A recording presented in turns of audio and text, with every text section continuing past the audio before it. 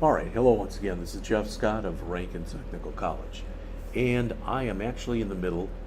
I have done 5 presentations out of a 7 presentation series or tutorial that's under docs.microsoft.com, and it's on using the entity framework database first with ASP.NET MVC or Model View Controller. And I found this article in this section, and I thought that even if I just spend 5 to 10 minutes on it, it might help. And I'll put this in here as presentation 0 out of my presentations. As it says, this document shows the life cycle of every, sorry about that. So this document shows the life cycle of every ASP.NET MVC application. So they all look like this, beginning from receiving an HTTP request from the client to sending the response back to the client. So this is everything that goes on in here. It says it is designed both as an education tool for those new to ASP.NET MVC and as a reference for those who need to drill into specific aspects. All right. And what I get out of looking into this is, well, you'll notice, because we've talked about models, we've talked about views, and we've talked about controllers. But the first step that's in here is actually a step that deals with routing. So the request comes in and it gets routed.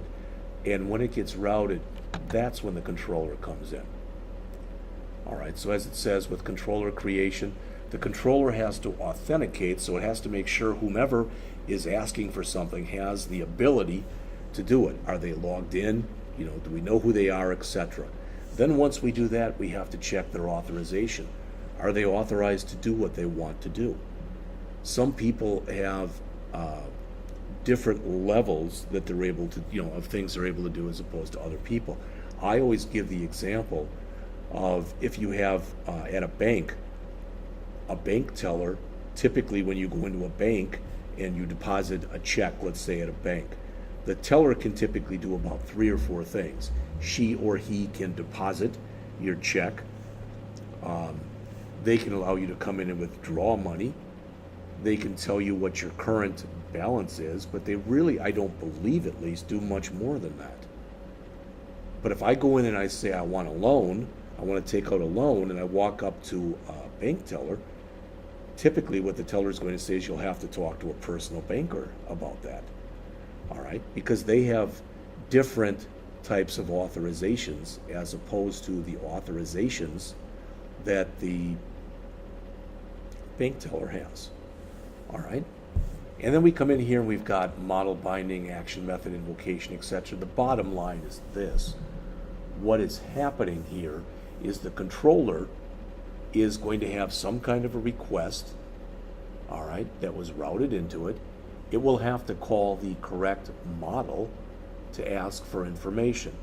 Typically, that model will have to interact with a data store, which is usually a database. And so it will ask the database for something that will get back. It will send back to the controller. And then the controller has to call the right view so that that whatever was just sent back from the model via the controller can be sent back to the end user, but can be sent back using HTML so that the browser can understand it. That pretty much in a nutshell is it. Now they show this very big. I mean, I can knock it down somewhat here, but it says this diagram shows relevant HTTP application stages to help you understand where MVC integrates into the ASP.NET application lifecycle.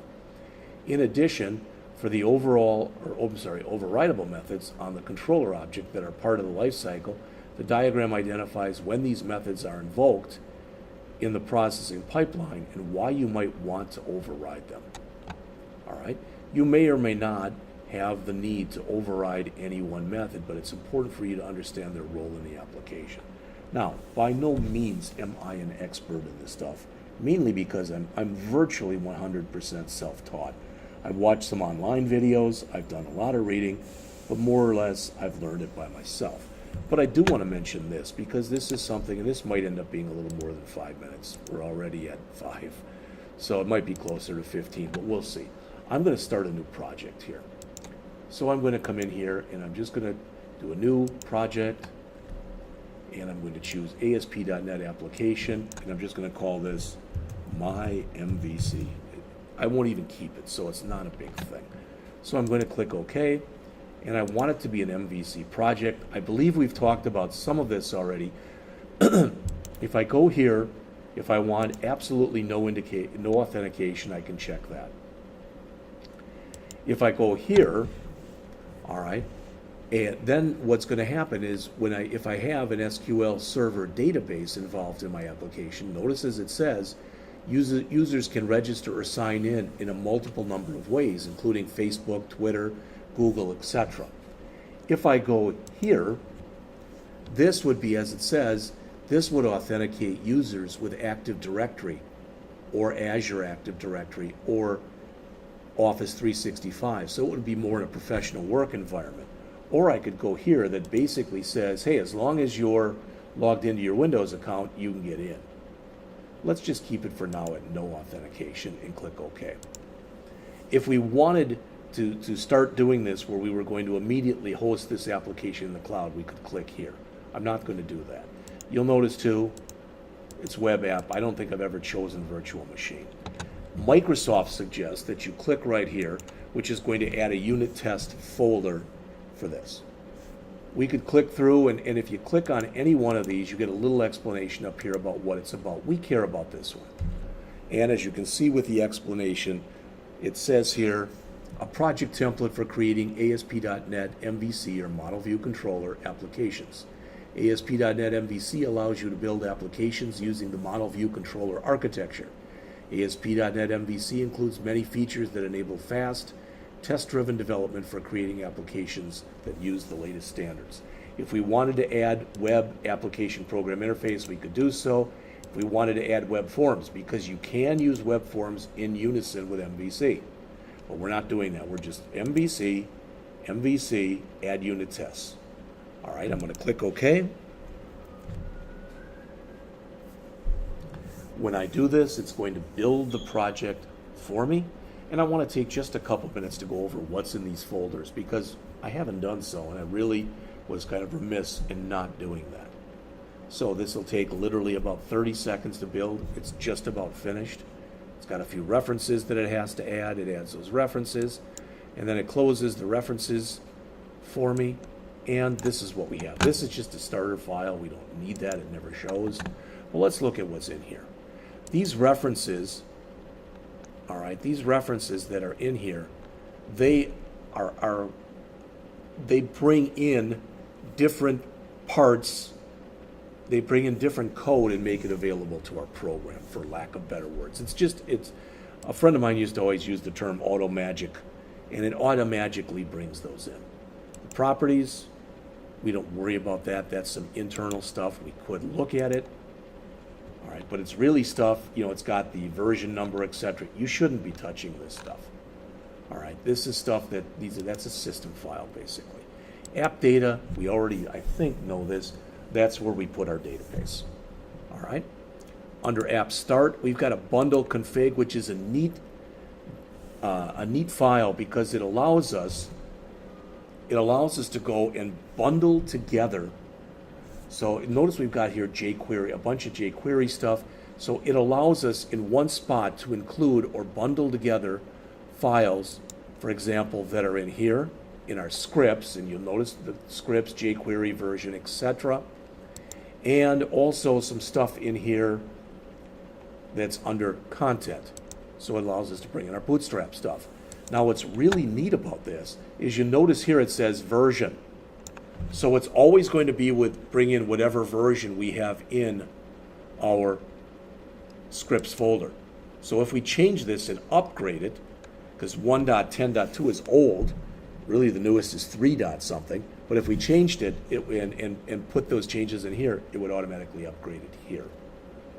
All right? It may not sound like that big a thing, but it's a nicety to have, for lack of better words.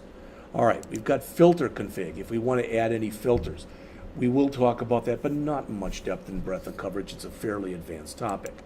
Identity, same type of thing, fairly advanced topic. I'm not going to get into that.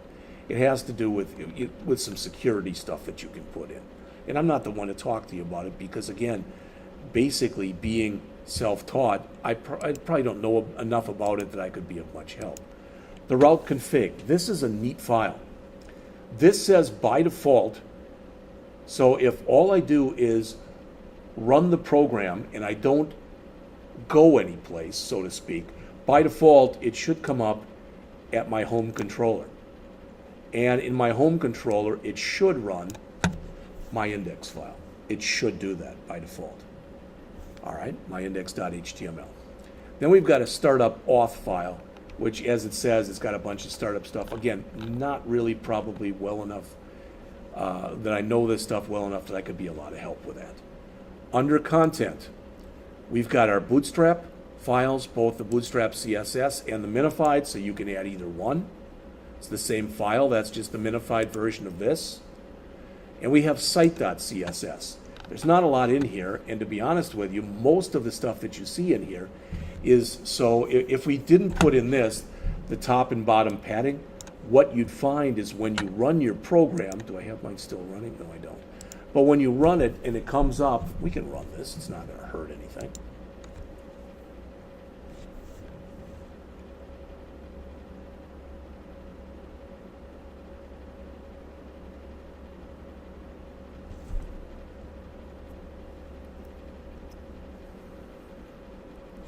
We've got a little bit of padding here, that's all. All right, so everything isn't stuck to everything else. All right, I don't really need to run that anymore, so. All right, under our controllers, right now, we've got an account controller, and I believe that account controller deals with the fact that when we run the program, we've got login capability, and I think, at least, and I could be wrong, but I think that's what that account controller is for right there. We've got a home controller, and right now there's not much in there. You'll notice that it's got a thing called ViewBag. ViewBag is basically a built-in, it's got a built-in, it's a built-in object that we can add stuff to, all right? And we've got a manage controller that tries to manage the other controllers. Okay. Then we've got our fonts, which has our glyphicons in it. Since by default, I believe at least, and again, if we look in here, and I should have done that, I believe that the version of Bootstrap that we're using, I believe that the version that we're using is, and it probably is not even listed in here, but I believe the version is 3 point something. Yep, 3.0. All right. And in version 3, we had to use the built-in fonts, these built-in glyphicons. If we were to upgrade this to version 4, we wouldn't have, I don't even know if that folder exists anymore because we use Font Awesome glyphicons. Scripts, as mentioned, has got our jQuery, our Bootstrap JS, our modernizer, so it's got the different JavaScript files that we need to be able to interact on the client side. Our controllers, I already showed you. Our fonts, I already showed you. Our models, not much there right now. All right, we've got an account view model, an identity model, and a manager. What do those map to? Well, if we look at our controllers, what do we have? Account controller, account view model. Home controller, which is, I think it's our identity, but I'm not sure. And manage controller, which is our manage view model. All right. Then we've got scripts, which we already talked about. We've got views. And notice for each one of these, account, home, and manage. All right. They've all got these things in here that allow us to do CRUD. The account is, again, for our login, password type of stuff. The home, about, contact, etc. Our manage. All right, but as we add controllers, what ends up going in there when we add controllers are our CRUD operations. All right, we've got a view start, and that basically says that the file that we're supposed to run first is under shared, so we'll look at that in a moment, and it's the layout.cshtml. Anytime a file has an extension of CSHTML, that's a razor file, so it contains both C# and HTML code. All right, so it's a C# HTML file. These are some configuration files. There's our favicon. The global ASAX has got some stuff that basically, this defines those files that we saw up here, that bundle and our route, etc. It says that's where they are, and it's got our application start. So basically what it's saying is when we start the application, bring these files into place so we're able to look at them, use them, etc. All right, what else is here? We also wanted to look at, there's view start, which I said has got the shared layout. So let's, somewhere in here, there should be the shared layout file.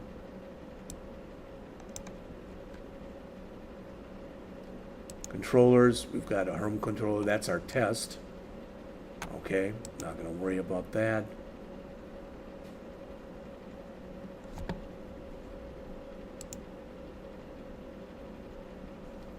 Views, shared, layout, CSHTML. That's got everything on it. So notice if I came in here right now, these have got our links. So I'm going to put a link in there. It's not going to go anywhere. In fact, what I'll do is I'll have this. I'll have it say Jeff's new link. All right, which is way too long, but, and it will go to, I'll just have it go to index of home, so it won't go anywhere. All right. This is what's in the footer, and you notice it says my ASP.NET application. How about we change it to ASP.NET application, written by Jeffrey P. Scott. Okay, there's our render to bring in our bundle stuff. Somewhere up here, there's the title. I'll change it from my to Jeffrey P. Scott ASP.NET application. I'm going to save this and I'm going to run the program again. My changes I made were all cosmetic in nature, but you'll see them right away. You'll see them in the header and you will see them in my footer. So you notice homepage Jeffrey P. Scott. Down here, written by Jeffrey P. Scott. There's Jeff's new link, which doesn't go anywhere because I had it go right back to the home page. We can change this too. We can change what's in our Jumbotron. I think I've shown you this in class, but let's just look at it anyway. So stop the run here. Come back to our program, stop the run there. And what do we have?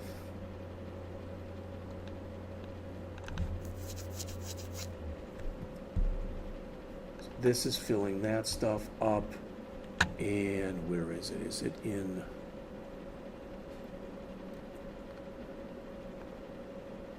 I'm just zoning out right now. I shouldn't be, but I am under views.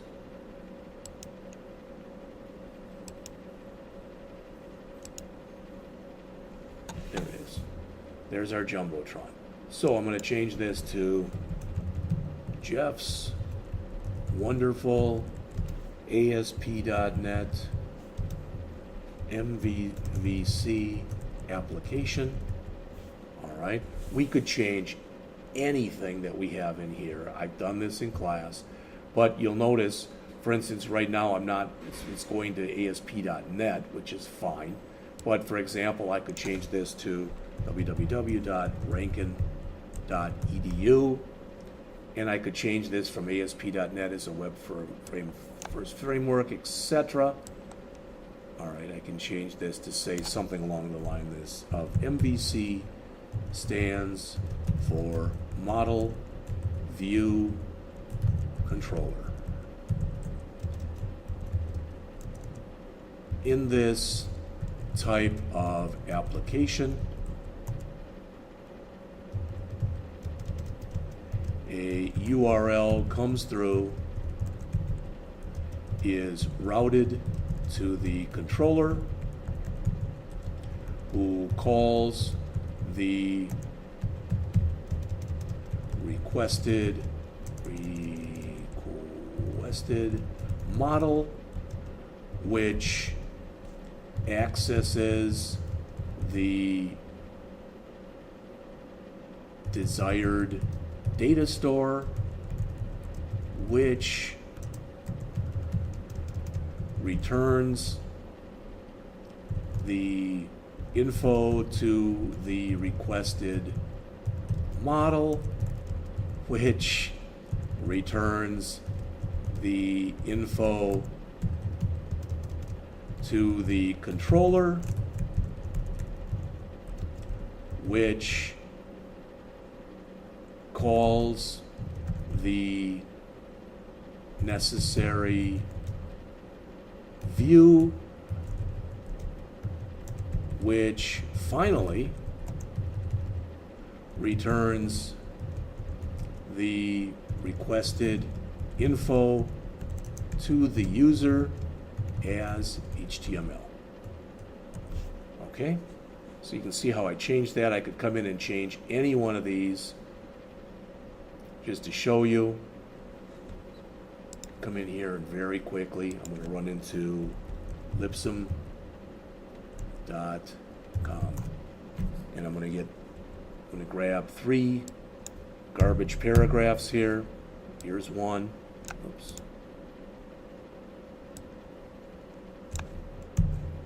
So come back in here and replace what I have in this first paragraph with this garbage. I'm not even going to format it. All right. Then I've got this second paragraph here. See, going back to the first one, I think it doesn't have a P tag in here anymore, so I do have to put that in. Boom. All right, and then we go to the second paragraph here. And let's put in our second ipsum. Put in this.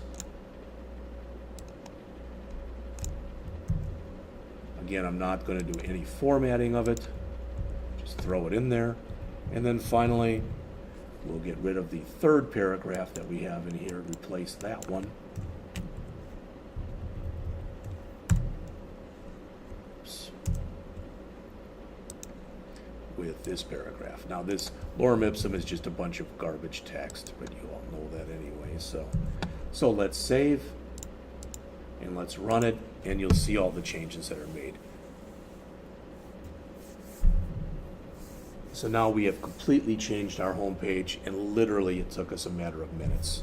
So Jeff's wonderful ASP.NET MVC application, there's that information. You see now that it's got a bunch of garbage text in there. We could have changed the headings, we could have done whatever. All right. Our About page by default doesn't give us very much. Our Contact page doesn't give us very much, but we're going to look at those. And our Jeff's new link just brings us back to the home page. We do have, even though we asked for no authentication, we still get the register page where we can register, and we still get the login page. And what is significant about that, if I come in here and I put in jpscott at rankin.edu, and I'll put in a password, hello, 123, comma, because it needs to be at least 8 characters long, and one has to be a non number or digit, and one has to be capitalized. Capital H ELLO 123, comma, capital H ELLO 123, comma. That should allow me to register. Okay, no, I don't have to save that. Notice I'm now logged in. Okay, I can log out, and now I'm logged out. All right, the only other things I wanted to show you about this, because I've never really taken the time to go over these, and that is to very quickly go over the other 2 pages that are here, and that is the About page and the Contact page. These use that view bag. This gives us our title of About, and it says, this basically says show About as an H2 tag. So if I change this to, this is the About page, all right? And this message that's right here, that's defined in another file. I'm trying to remember where. It's probably not in this file. I think this is the one we just monkeyed with, isn't it? Yeah, it's not here. Could be in layout. No, it's not in layout. Someplace in one of these files. I'm sorry, I don't remember which one. All right, we have that put in there for us. Here's the Contact page, and it's got all that stuff. So again, if I just change that to, this is the Contact page, and if I do a save, run the program one last time because I'm just about finished. I'm already up to 25 minutes, much more time than I wanted to spend on this. So now notice it went from contact page to this is the contact page. All right, and it went from about to this is the about page. So we could change any of this stuff. All right, so that's about all I wanted to go over with you. I wish I'd spent a little bit more time on this, but that would suppose that I'd be much more of an expert on it than I am. All right, I would strongly suggest that you take a look at that and this so you get a better understanding of what MVC is all about. All right, I'll be back shortly.